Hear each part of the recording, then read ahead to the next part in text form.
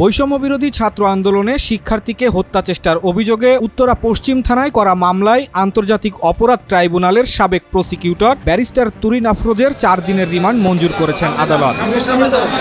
অতিরিক্ত metropolitan magistrate Zakir হোসেনের আদালত শুনানি শেষে এই আদেশ দেন। এদিন দুপুর 1টায় তাকে আদালতে হাজির করা হয়। এ সময় তাকে আদালতের হাজতখানায় রাখা হয়। পরে মামলার তদন্তকারী কর্মকর্তা উপপুলিশ পরিদর্শক মোহাম্মদ সুমন মিয়া তার 10 দিনের রিমান্ড আবেদন করেন। আসামি পক্ষের মনোনীত কোনো আইনজীবী এদিন ছিলেন না। তখন তুরিন আফরোজের কাছে বিচারক জানতে চান আপনি কিছু বলবেন কিনা। তখন বিচারকের উদ্দেশ্যে তুরিন আফরোজ বলেন, গত 4 বছর মিডিয়ায় কথা বলি নাই বা কোথাও কোনো কিছু লিখি নাই। ফ্যাসিস্ট সরকারের আমলে 6 বছর চাকরি থেকে বঞ্চিত।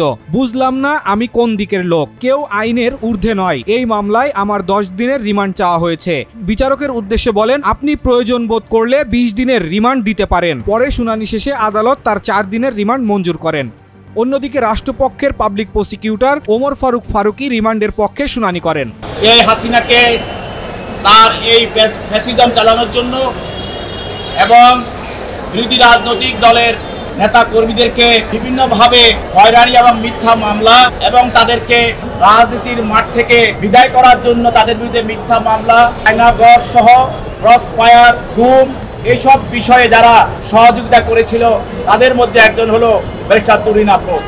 তার বিরুদ্ধে উত্তরা পশ্চিম থানায় একটি হত্যা এবং হত্যা চেষ্টার একটি মামলা হয়। সেই মামলায় শেহাজান নামী আসামি। আজকে ওই মামলায় তদন্তকারী কর্মকর্তা তাকে গ্রেপ্তার করে আদালতে উপস্থাপন করেন। প্রাথমিক তদন্তকারী কর্মকর্তা এই মামলার যিনি বাদী আব্দুল জব্বার, তাকে তার মেরুদণ্ড এবং তার কোমরে গুলি করা হয় এবং সে ভাগ্যের জন্য সে বেঁচে যায়। চিকিৎসার পর সে এই মামলাটি করে। তদন্তকারী কর্মকর্তা প্রাথমিক তদন্তে এই মামলার বিষয়ে বা মামলার ঘটনার সঙ্গে তার জড়িত বিষয়টা উদ্ঘাটন করে এবং তার থেকে প্রাথমিকভাবে গুরুত্বপূর্ণ তথ্য সংগ্রহ করে। এছাড়াও 5 তারিখের পরে সে নিজকে আত্মগোপনে চলে যায়।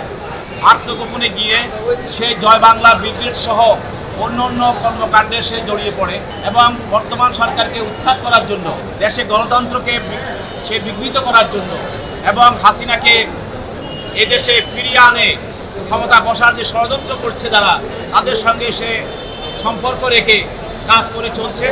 সেটা তদন্তকারী কর্মকর্তা সেটা উদ্ঘাটন করেন এবং এই মামলার সঙ্গে যেহেতু সে জড়িত, তাহলে এই মামলা তাকে তদন্ত করে তার বিষয়টা নিশ্চিত হওয়ার পর তাকে আরও অধিকতর তদন্ত করার জন্য তাকে জিজ্ঞাসাবাদ করা প্রয়োজন। এই মামলার সঙ্গে জড়িত আসামি এবং এই মামলা যারা আরও তার সঙ্গে অংশগ্রহণ করেছে এবং বিভিন্ন পরিকল্পনা এবং ষড়যন্ত্রে যারা জড়িত ছিল তাদেরকে বের করা, এটার জন্য বিজ্ঞ আদালতের তদন্তকারী কর্মকর্তা প্রার্থনা করেন। সেই প্রার্থনা মোতাবেক তার পক্ষে সে যেহেতু নিজে একজন আইনজীবী, সে নিজেই তার পক্ষে আদালতে বক্তব্য রাখেন এবং উভয় পক্ষের বক্তব্য শোনার পর বিজ্ঞ আদালত তার বিরুদ্ধে 4 দিনের রিমান্ড মঞ্জুর করে। উভয় পক্ষের শুনানি শেষে আদালত তার জামিন নামঞ্জুর করে রিমান্ড আদেশ দেন। এর আগে সোমবার রাতে উত্তরার একটি বাসায় অভিযান চালিয়ে তুরিন আফরোজকে গ্রেপ্তার করা হয়।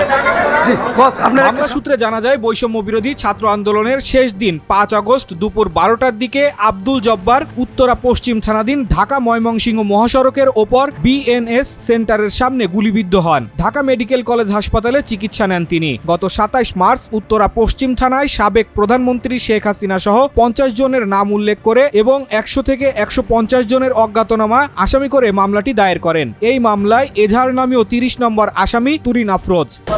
ছাত্র আন্দোলনে বিরুদ্ধে সহযোগিতা করার জন্য, ফ্যাসিস্ট হাসিনা এবং আওয়ামী লীগকে সহযোগিতা করার জন্য তার বিরুদ্ধে নীলফামারী জলঢাকা থানা আরক্ষী হত্যা চেষ্টা এবং গুরুতর জখমের একটি মামলা করা হয়। সেই মামলারও ভিকটিম ছিল একজন আন্দোলনকারী। ওই মামলাও সে আসামি।